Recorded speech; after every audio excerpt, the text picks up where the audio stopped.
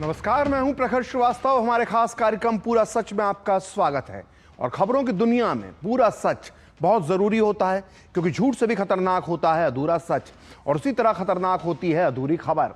इसलिए हर खबर का पूरा सच हम आपको बताएंगे, वो भी तथ्यों, तर्कों और सबूतों के साथ। तो आइए बिना देर किए देखते हैं पूरा सच।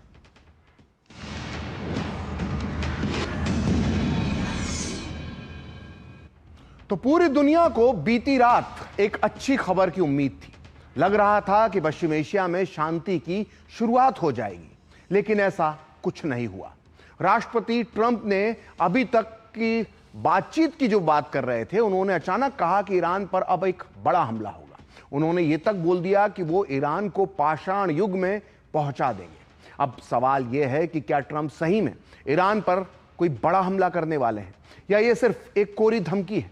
क्या ईरान अमेरिका के इस बड़े हमले को झेल पाएगा, या फिर वो पहुंच जाएगा पाषाण युग में?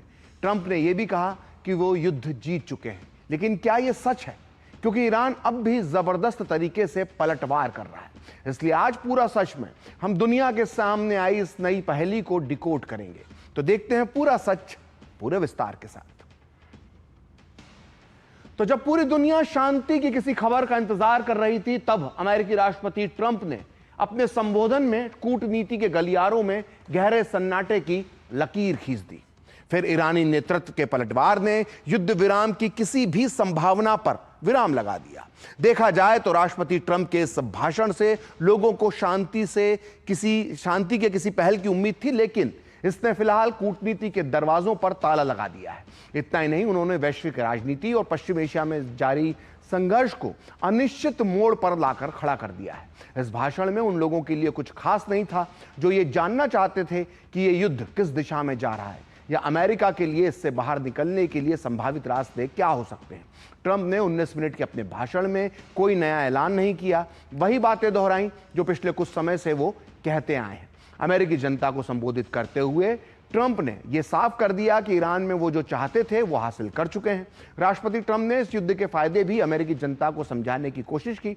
उन्होंने युद्ध की लागत और इसके लंबा खिंचने से चिंतित अमेरिकियों से कहा कि ईरान जंग तो अभी दूसरे महीने में ही पहुंची है, जबकि ये इराक और वियतनाम युद्ध जैसे पिछले संघर्षों की तुलना में कुछ भी नहीं है, जिनमें अमेरिका कई सालों तक, लंबे समय तक शामिल रहा था।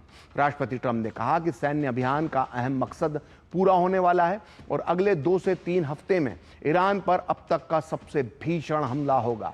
उन्होंने दावा किया कि ईरान में सत्ता परिवर्तन हो चुका है और बातचीत जारी है, लेकिन अगर कोई समझौता नहीं हुआ तो ईरान के बिजली और तेल प्लांट्स को निशाना बनाया जाएगा और अमेरिका ईरान को पाषाण युग में पहुंचा देगा। Tonight, every American can look forward to a day when we are finally free from the wickedness of Iranian aggression and the specter of nuclear blackmail. Because of the actions we have taken, we are on the cusp of ending Iran's sinister threat to America. Thanks to the progress we've made, I can say tonight that we are on track to complete all of America's military objectives shortly, very shortly. We're going to hit them extremely hard over the next 2 to 3 weeks. We're going to bring them back to the Stone Ages where they belong. In the meantime, discussions are ongoing.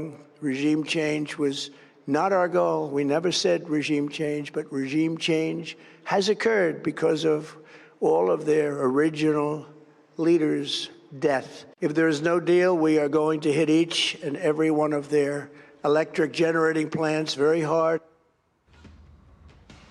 तो Trump पल पल बदलते हुए बयान दे रहे हैं, तो वहीं दूसरी तरफ ईरान के राष्ट्रपति मसूद पेजेश्कियान ने अपना एजेंडा साफ कर दिया है। अमेरिकी नागरिकों के लिए ओपन लेटर, यानी उन्होंने खुला पत्र लिखा है। उन्होंने अपने पत्र में अमेरिकी लोगों से युद्ध के प्रोपेगेंडा और मनगढ़ंत खतरे को नकारने की अपील की है। उन्होंने अपने लेटर में कहा कि ईरान की आम अमेरिकियों के साथ कोई भी दुश्मनी नहीं है और दोनों देशों की जनता को एक दूसरे के खिलाफ नहीं देखा जाना चाहिए। पेजेश्कियान का यह खत ऐसे समय में आया है जब ट्रंप यह दावा कर रहे हैं कि उनकी ईरान की सरकार के साथ बातचीत चल रही है, लेकिन पेजेश्कियान ने अपनी चिट्ठी में कहीं भी यह नहीं लिखा कि उनकी या उनकी सरकार की अमेरिका के साथ कोई वार्ता चल रही है। आइए आपको बताते हैं ईरानी राष्ट्रपति ने अपने ओपन लेटर में क्या क्या लिखा है। उन्होंने सबसे पहले तो यह बात कही कि ईरानियों को आम अमेरिकियों से कोई दुश्मनी नहीं है। पेजेश्कियान ने अमेरिका के लोगों से जनता और सरकार के बीच फर्क समझने की अपील की है। पेजेश्कियान ने कहा है कि दुनिया ने यह नैरेटिव बनाया कि ईरान खतरा है, लेकिन ऐसा कुछ नहीं है। पेजेश्कियान ने आगे लिखा अपने ओपन लेटर में कि शक्तिशाली देशों पर ईरान की दुश्मन की छवि बनाने का आरोप भी उन्होंने लगाया। उन्होंने अपने पत्र में यह साफ किया कि ईरान ने कभी भी युद्ध शुरू नहीं किया और उस पर हमला किया गया, जिसके बाद वो रक्षा करने को मजबूर हुआ। उन्होंने मिडिल ईस्ट में अमेरिका की सैन्य मौजूदगी पर भी सवाल उठाए अपने पत्र में। पेजेश्कियान ने ईरान के कदमों को ईरान की जो आत्मरक्षा का कदम बताया और कहा कि आक्रामकता नहीं समझा जाना चाहिए उनके इस प्रयास को। पेजेश्कियान ने अपने पत्र में अपने देश का दर्द भी साझा किया और कहा कि इस युद्ध का सबसे बड़ा नुकसान आम लोगों को हुआ है और खासकर ईरान के बच्चे और आम नागरिक प्रभावित हुए हैं। पेजेश्कियान ने लिखा कि समस्या का समाधान सैन्य कार्रवाई नहीं है और अमेरिका की यह सैन्य कार्रवाई असफल रही है। अंत में पेजेश्कियान ने अपील की और कहा कि संवाद और समझ से ही स्थायी रास्ता निकल सकता है। तो एक तरफ राष्ट्रपति पेजेश्कियान कूटनीति की भाषा बोल रहे हैं, तो वहीं दूसरी तरफ ईरानी सेना के प्रवक्ता ने कहा है कि उनके पास हथियारों की कोई कमी नहीं है और अमेरिका और इजराइल को कोई गलतफहमी नहीं पालना चाहिए। बिस्मिल्लाहिर्रहमानिर्रहीम। همان گونه که گفته بودیم به دشمنان آمریکایی صهیونیستی اعلام می‌کنیم اطلاعات شما از توان و قدرت نظامی و تجهیزات ما ناقص است. از ظرفیت‌های بسیار گسترده و راهبردی ما هیچ چیز نمی‌دانید.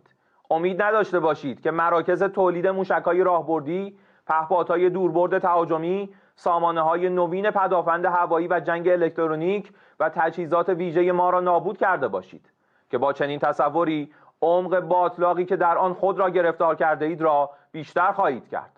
مراکزی که به تصورتان هدف قرار داده اید ناچیز بوده و تولیدات راهبردی نظامی ما در نقاطی صورت می‌گیرد که به هیچ وجه از آن اطلاع ندارید و هیچ وقت دستتان نیز به آنها نخواهد رسید. तो राष्ट्रपति ट्रंप को लग रहा था कि वो ईरान पर हमला करेंगे और ईरान में वो लोग जो हैं ईरान के, वो अमेरिका का साथ देंगे और 2 महीने पहले अपनी सरकार का जिस तरह से विरोध किया था, ऐसा विरोध करने के लिए सड़कों पर उतर आएंगे। लेकिन ऐसा कुछ भी नहीं हुआ, बल्कि जैसे जैसे युद्ध आगे बढ़ रहा है वैसे वैसे ईरान की जनता अपनी सरकार के समर्थन में खुलकर सामने आ रही है। लगभग रोज ही ईरान के किसी ना किसी शहर में हजारों लोगों की भीड़ अमेरिका और इजराइल के खिलाफ रैली निकालती है, नारे लगाकर एकजुटता का प्रदर्शन करती है। अक्सर ऐसी रैलियों में ईरानी लोगों के हाथों में राष्ट्रीय झंडे होते हैं और ये किसी भी संभावित हमले से डरे बिना खुलकर अपने देश के पक्ष में नारे लगाते हैं। और इतना ही नहीं, इस तरह की रैलियों में अक्सर अपनी जनता का उत्साह बढ़ाने के लिए ईरान के बड़े बड़े नेता भी इस भीड़ भाड़ में शामिल होते हैं। अभी इसी मंगलवार को ईरान के राष्ट्रपति मसूद पेजेश्कियान और विदेश मंत्री अब्बास अरागाची इस्लामिक रिपब्लिक डे के जश्न के मौके पर एक सभा में पहुंचे, एक जुलूस में पहुंचे, जिसमें वो सार्वजनिक रूप से शामिल होकर लोगों के साथ सेल्फी लेते हुए नजर आए। रैली में जब अरागाची से पूछा गया कि वो रैली में प्रदर्शनकारियों के साथ क्यों शामिल हुए हैं, तो उन्होंने क्या कहा, आप खुद सुनिए। من هم یه قطره از همین مردم هم بیام وسط اینها و مشارکت بکنم در این حرکت میدانی و همین که خودم روحیه بگیرم و هم واقعا لذت ببرم از این وحدت و انسجام مردمی. واقعا قبطه میخوره آدم به این مردمی که انقدر با انگیزه، با حرارت، با روحیه بسیار بالا دارن اینطوری برای کشورشون فداکاری میکنن، حفاظت میکنن، پایداری میکنن، انسجام اجتماعی رو حفظ میکنن. तो जब से ईरान युद्ध शुरू हुआ है, राष्ट्रपति ट्रंप अपनी जीत के दावे कर रहे हैं। आज भी उन्होंने यह दावा किया। वो रोज यही बोलते हैं कि उनका जो मिशन ईरान है वो सही दिशा में जा रहा है। लेकिन क्या हकीकत में ऐसा ही है? क्या ट्रंप ने जो टारगेट सेट किया था वो उन्होंने अचीव कर लिया है? आइए अब हम आपको बारी बारी से ट्रंप के वो 5 टारगेट बताएंगे जो इस युद्ध में वो हासिल करना चाहते थे, और साथ ही आपको बताते हैं कि ये टारगेट पूरा हुआ या नाकाम हुआ या फिर अधूरा रहा। तो देखिए, ट्रंप का जो पहला टारगेट था वो मिसाइलों और हथियारों के ठिकाने नष्ट करना था। देखा जाए तो ये टारगेट अभी तक अधूरा ही रहा है। अमेरिका और इजराइल का अहम मकसद था कि ईरान की मिसाइल ताकत को कमजोर कर दिया जाए। इसके लिए दोनों देशों ने बैलिस्टिक मिसाइल लॉन्च करने वाले ठिकाने, मिसाइल बनाने वाली फैक्ट्रियां, मिसाइल स्टोर करने वाले गोदाम पर हमले किए। यकीनन इन हमलों से ईरान की मिसाइल क्षमता को नुकसान हुआ है, लेकिन अब भी ईरान के पास काफी मिसाइलें बची हुई हैं और वो लगातार हमले कर रहा है। जाहिर है कि ईरान ने अपनी मिसाइलें अलग अलग जगहों पर छुपा रखी हैं। और अब हम बात करते हैं ट्रंप के दूसरे टारगेट की। तो ट्रंप का दूसरा टारगेट क्या था? ईरान की नौसेना को खत्म करना। कहा जा सकता है कि ट्रंप ने टारगेट करीब करीब पूरा कर लिया है। देखिए, अमेरिकी सेना ने कई ईरानी युद्धपोत, पनडुब्बियां, नौसैनिक ठिकाने और बंदरगाहों को तबाह कर दिया है। इससे समंदर में ईरान की जो ताकत है वो पहले से काफी कमजोर हो गई है। हालांकि अब भी वो समुद्र में बारूदी सुरंग बिछाकर जो रणनीति होती है सी माइंस बिछाने की, उस रणनीति को अपना रहा है ईरान, जो अपना असर भी दिखा रही है। होर्मुज में हम देख सकते हैं। अब बात करते हैं ट्रंप के तीसरे टारगेट की। और तीसरा टारगेट क्या था? तीसरा टारगेट था ईरान समर्थित मिलिशिया यानी प्रॉक्सी को कमजोर करना, जो नाकाम रहा है। अमेरिका और इजराइल चाहते थे कि ईरान जिन हथियारबंद ग्रुप्स को समर्थन देता है उन्हें कमजोर कर दिया जाए। इजराइल ने खासतौर पर लेबनान में हिजबुल्लाह के ठिकानों पर हमले किए, लेकिन हिजबुल्लाह अब भी मैदान में डटा हुआ है। यहां तक कि यमन में मौजूद ईरान समर्थित विद्रोही गुट हूती भी इजराइल और अमेरिका को आंखें दिखा रहा है। और अब बात करते हैं ट्रंप के चौथे टारगेट की। तो चौथा टारगेट क्या था? ईरान को परमाणु हथियार बनाने से रोकना। यह सबसे बड़ा टारगेट था, लेकिन यह टारगेट अब तक अधूरा दिख रहा है। अमेरिकी अधिकारियों का मानना है कि ईरान के पास कुछ मात्रा में थोड़ा बहुत यूरेनियम अब भी मौजूद है। और ये यूरेनियम जो है वो जमीन के अंदर गहरी सुरंगों या बंकर जैसे ठिकानों में छुपा हो सकता है, जहां तक हवाई हमलों का असर पूरी तरह नहीं होता है। और अब हम बात करते हैं आखिरी टारगेट की, ट्रंप के पांचवें टारगेट की। और पांचवा टारगेट था ईरान में सत्ता परिवर्तन करना, जो अब तक नाकाम रहा है। अमेरिका ने युद्ध के पहले ही दिन भले ही सुप्रीम लीडर अली खामनेई समेत ईरान के कई बड़े नेताओं को मार दिया हो, लेकिन ईरान में घंटों के अंदर ही नई लीडरशिप खड़ी हो गई, जो पुरानी जितनी लीडरशिप जैसी थी उससे भी खतरनाक साबित हुई। और तो और ट्रंप ने ईरान की जनता से सरकार के खिलाफ उठने की अपील की थी, लेकिन अभी तक ऐसा कोई बड़ा जन आंदोलन सामने नहीं आया है। तो ये तो ही ट्रंप के 5 टारगेट की बात। लेकिन ट्रंप के ताजा भाषण को भी जानकार उनके ईरान से एग्जिट प्लान की तरह देख रहे हैं। आइए सुनते हैं Middle East expert professor Jessica Genauer ने क्या कहा। The speech suggests that Trump does want an exit plan, and I understand that from the way that Trump spoke about the Strait of Hormuz. Because if Trump was committing himself with US military forces to guarantee that the Strait of Hormuz would stay open before he withdraws, that would mean that he's in for a very long war of probably at least a year or two, because that would mean really trying to ensure that there's a complete collapse of the Iranian regime. तो ऐसे में सवाल उठने लगे हैं कि क्या Iran युद्ध में अमेरिकी राष्ट्रपति ट्रंप अपने ही बुने जाल में फंसते हुए नजर आ रहे हैं, या वो ईरान की तरफ से बिछाई गई बिसात की ढाई चाल में उलझ कर रह गए हैं। स्ट्रेट ऑफ हॉर्मुज का बंद होना ही घोड़े की वो ढाई चाल है जिसने बादशाह और वजीर दोनों को मुश्किल में डाल दिया है। 28 फरवरी को ईरान पर अमेरिकी और इजराइल की जो साझा कार्रवाई में भले ही ईरान ने सुप्रीम लीडर को खो दिया हो अपने, लेकिन उसके बाद खामनेई के लड़ाकों ने हर कदम को फूंक फूंक कर रखा है। और सबसे पहले ईरान ने स्ट्रेट ऑफ हॉर्मुज से निकलने वाले जहाजों को पर रोक लगाते हुए इस रास्ते को पूरी तरह से बंद कर दिया। इस खबर को हम लगातार दिखा रहे हैं। इससे वैश्विक स्तर पर तेल आपूर्ति पर असर पड़ा और पूरी दुनिया की लगभग सभी देशों की अर्थव्यवस्था डगमगा गई। अब ईरान स्ट्रेट ऑफ हॉर्मुज को पूरी तरह से अपने कंट्रोल में लेने की तरफ बढ़ रहा है और वो इस रास्ते से निकलने वाले जहाजों से टोल वसूलने की तैयारी में है। लेकिन जंग के बीच हॉर्मुज संकट पर अमेरिकी राष्ट्रपति डोनाल्ड ट्रंप ने अपना पल्ला झाड़ लिया है। राष्ट्र के नाम संबोधन में ट्रंप के बयान से यह भी संकेत मिल रहे हैं कि हॉर्मुज स्ट्रेट में जारी संकट फिलहाल चलता नजर नहीं आ रहा है और दुनिया भर में ऊर्जा संकट बहुत लंबा खिंच सकता है। हालांकि एक तरफ तो ट्रंप ये कह चुके हैं कि ईरान के साथ जंग खत्म होते ही यह रास्ता अपने आप सभी के लिए खुल जाएगा, वहीं दूसरी तरफ ट्रंप ने फ्रांस, जापान, दक्षिण कोरिया, यूरोपीय देश और चीन से यह कह दिया है कि हॉर्मुज से तेल की जिसे जरूरत है वो इस रास्ते को अपने आप खुलवा ले। आप भी सुनिए राष्ट्रपति ट्रंप ने अपने संबोधन में हॉर्मुज स्ट्रेट को लेकर क्या कहा। Iran has been essentially decimated. The hard part is done, so it should be easy. And in any event, when this conflict is over, the Strait will open up naturally. It'll just open up naturally. They're going to want to be able to sell oil because that's all they have to try and rebuild. The problem with the Strait is they can have one terrorist there with a machine gun someplace, and they'll say, oh, it's not totally clean, So let them do it. Let France do it. They get a lot of oil from the Strait. Let the European countries do it. Let South Korea, who is not helpful to us, by the way, let South Korea, we only have 45,000 soldiers in harm's way over there right next to a nuclear force. Let South Korea do it. Let Japan do it. They get 90% of their oil from the Strait. Let China do it. Let them all do it. What the hell are we doing it for?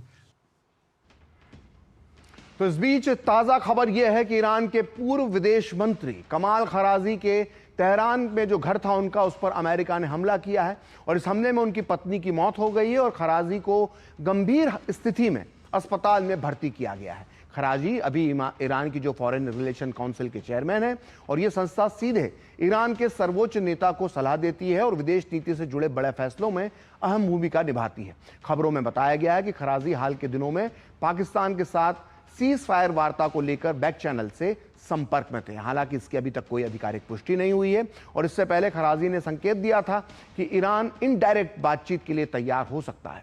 हालांकि उन्होंने एक interview में यह भी कहा था कि America के साथ कूटनीति के लिए फिलहाल कोई जगह नहीं है। तो इसी बीच ईरान रुकने का नाम ही नहीं ले रहा है। ट्रंप ने जब राष्ट्र के नाम संबोधन दिया तो इसके तत्काल बाद ईरान ने फिर से इजराइल पर बैलिस्टिक मिसाइलें दागकर साफ कर दिया कि उसका इरादा क्या है।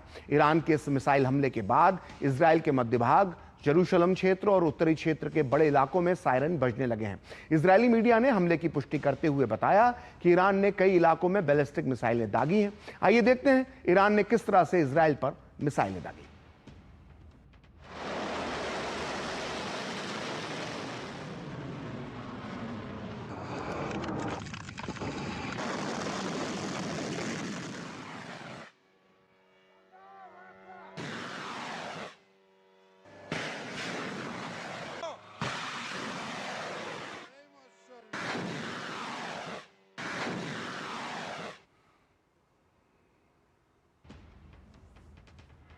तो वहीं कल रात ईरान ने अमेरिकी कंपनी अमेजन पर बड़ा हमला किया है। ईरान ने बहरीन में अमेजन के डेटा सेंटर पर निशाना साधा और रॉयटर्स की रिपोर्ट के मुताबिक बहरीन के गृह मंत्रालय ने इस खबर की पुष्टि की है। ईरान के इस हमले के बाद बहरीन में अमेजन का क्लाउड कंप्यूटिंग ऑपरेशन क्षतिग्रस्त हो गया है और यह पहली बार है जब किसी देश ने युद्ध के दौरान जानबूझकर कमर्शियल डेटा सेंटरों पर हमला किया है। आपको बता दें कि IRGC ने एक दिन पहले ही अमेरिका को एक धमकी दी थी कि वो मिडिल ईस्ट में स्थित अमेरिकी कंपनियों जैसे माइक्रोसॉफ्ट, गूगल, टेस्ला, IBM और एप्पल को निशाना बना सकता है। और ईरान ने कहा कि ये कंपनियां ईरान अमेरिका युद्ध में शामिल हैं और IRGC ने कहा है कि इन कंपनियों के कर्मचारी जो हैं वो अपने दफ्तरों से दूर रहें। तो पूरा सच में वक्त है एक ब्रेक का और ब्रेक के बाद बताएंगे पश्चिम एशिया के हालात पर भारत सरकार कैसे रख रही है लगातार नजर।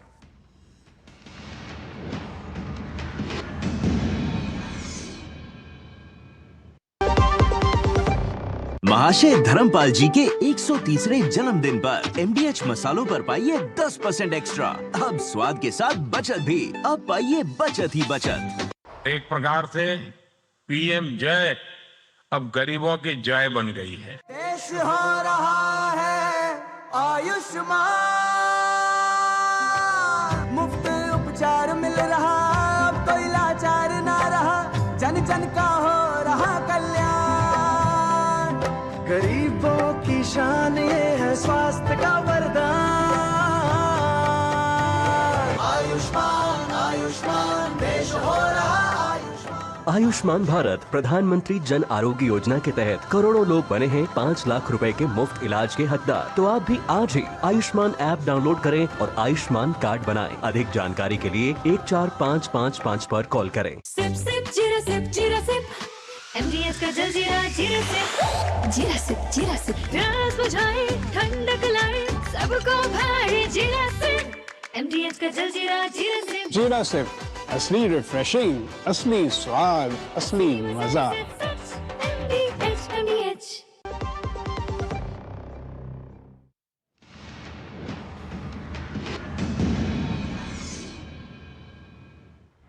तो ब्रेक के बाद पूरा सच में आपका फिर से स्वागत है। और पश्चिम एशिया में पल पल बदलते हालात के बीच भारत सरकार सतर्क है और हालात पर लगातार नजर बनाए हुए है। रक्षा मंत्री राजनाथ सिंह ने पश्चिम एशिया संघर्ष से उत्पन्न स्थितियों पर चर्चा के लिए गठित मंत्रियों के अनौपचारिक अधिकार प्राप्त समूह की बैठक की और उसकी अध्यक्षता की। और इस बैठक में पश्चिम एशिया में मौजूदा हालात जो हैं उनमें क्षेत्र में भारतीय नागरिकों की सुरक्षा और भारत के हितों को लेकर विस्तार से चर्चा की गई। सरकार ने साफ किया है कि स्थिति पर लगातार निगरानी रखी जा रही है और जरूरत पड़ने पर हर जरूरी कदम उठाया जाएगा। इससे पहले केरल की राजधानी में रक्षा मंत्री ने बताया था कि पीएम मोदी सीसीएस की बैठकों के माध्यम से लगातार सरकार के एक्शन प्लान को बनाने के लिए डायरेक्शन दे रहे हैं। आप भी सुनिए आज उन्होंने क्या कहा। प्रधानमंत्री श्री नरेंद्र मोदी जी सीसीएस की बैठकों के माध्यम से लगातार सरकार को एक्शन प्लान बनाने के लिए जो आवश्यक डायरेक्शंस हो सकते हैं, आवश्यक डायरेक्शंस वो दे रहे हैं। उन्होंने मेरी चेयरमैनशिप में भी वेस्ट एशिया की सिचुएशन को लेकर एक इंपावर्ड ग्रुप ऑफ मिनिस्टर भी बनाया है। साथ ही हमारी सरकार हर परिस्थिति में निपटने में सक्षम है और मैं आपको आश्वस्त करना चाहता हूं हर तरीके से हमारी सरकार तैयार भी है। यह समय पूरे देश को एकजुट होने का समय है और संकट के समय में भाजपा ने बराबर देश का साथ दिया है। इसके पहले की हिस्ट्री दिखाकर कोई देख सकता है। यह समय पार्टी पॉलिटिक्स करने का नहीं है, बल्कि सभी पॉलिटिकल पार्टीज को एक साथ आने का है ताकि भारत और भारतीयों के इंटरेस्ट की, उनके हितों की सही तरीके से रक्षा की जा सके। तो पूरा सच में वक्त है ब्रेक का और ब्रेक के बाद दिखाएंगे कि ब्रिटेन में 40 देशों की वर्चुअल बैठक में हुई हॉर्मुज़ खोलने की किस तरह से कवायद।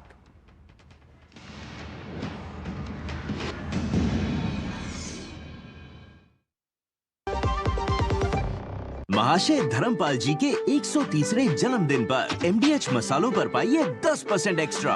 अब स्वाद के साथ बचत भी। अब पाइए बचत ही बचत। एक प्रकार से पीएम जय अब गरीबों की जय बन गई है। देश हो रहा है आयुष्मान, मुफ्त उपचार मिल रहा, अब कोई लाचार ना रहा, जन जन का हो रहा कल्याण। गरीबों की शान ये है स्वास्थ्य का वरदान। आयुष्मान आयुष्मान देश हो रहा आयुष्मान। आयुष्मान भारत प्रधानमंत्री जन आरोग्य योजना के तहत करोड़ों लोग बने हैं 5 लाख रुपए के मुफ्त इलाज के हकदार। तो आप भी आज ही आयुष्मान ऐप डाउनलोड करें और आयुष्मान कार्ड बनाएं। अधिक जानकारी के लिए 14555 पर कॉल करें।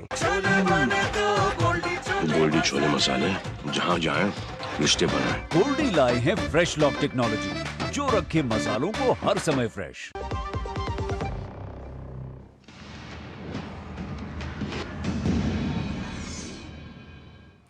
तो ब्रेक के बाद पूरा सच में आपका फिर से स्वागत है। और हॉर्मुज़ स्ट्रेट पर अमेरिकी राष्ट्रपति डोनाल्ड ट्रंप के हाथ खींचने के बाद अब ब्रिटेन ने दुनिया के सबसे महत्वपूर्ण समुद्री रास्ते को फिर से खोलने की कमान संभाल ली है। ब्रिटेन ने आज 35 देशों के विदेश मंत्रियों की बैठक की मेजबानी की और ब्रिटेन के विदेश मंत्री एवेट कूपर की अध्यक्षता में यह वर्चुअल बैठक हुई, जिसमें फ्रांस, जर्मनी, इटली, कनाडा और संयुक्त अरब अमीरात समेत 40 देशों के प्रतिनिधि हॉर्मुज़ स्ट्रेट को फिर से खोलने के लिए कूटनीतिक के विकल्पों पर चर्चा की इन लोगों ने। और इस बैठक में भारत ने भी हिस्सा लिया और खास बात यह रही कि इस महत्वपूर्ण बैठक में अमेरिका शामिल नहीं हुआ। 40 देशों की यह अहम बैठक बताती है कि दुनिया अब तेल संकट को और ज्यादा झेलने के मूड में नहीं है। बैठक की शुरुआत करते हुए ब्रिटिश विदेश मंत्री ने कहा कि हॉर्मुज़ स्ट्रेट बंद करके ईरान ने वैश्विक अर्थव्यवस्था को बंधक बना लिया है, इसलिए फंसे हुए जहाज़ों की सुरक्षा और इस समुद्री रास्ते की स्थायी बहाली के लिए 40 देश मिलकर कूटनीतिक रास्ता निकालें। आप भी सुनिए उन्होंने क्या कहा। We are focusing on the diplomatic and international planning measures, including collective mobilisation of our full range of diplomatic and economic tools and pressures, reassurance work with industry, insurers and energy markets, and also action to guarantee the safety of trapped ships and seafarers, and the effective coordination that we need across the world to enable a safe and sustained opening of the Strait. तो आज पूरा सच में इतना ही। मुझे और मेरी पूरी team को दीजिए अनुमति। नमस्कार।